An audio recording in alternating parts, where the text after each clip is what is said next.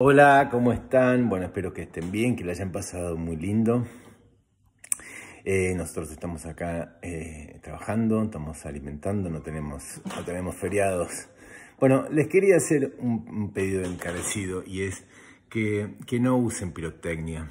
La verdad es que en lo que a mí compete a los animales les hace mucho daño a los oídos. Pero hay algo todavía mucho más importante, y es a la gente que tiene autismo. También los angustia mucho, se pueden llegar a lastimar ellos mismos. Entonces, si tienes esa costumbre, bueno, yo te voy a pedir encarecidamente que ahora en el año nuevo no uses esos explosivos que realmente hacen mucho daño. Hay un montón de otras formas más sanas de festejar. Si tenés niños, comprarles las estrellitas, que son inofensivas y son divertidas y lindas.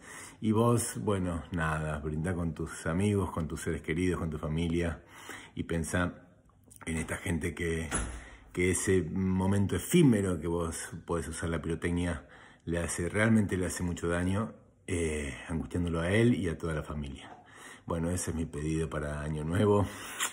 Les mando muchos besos, cuídense, quiéranse. Chao.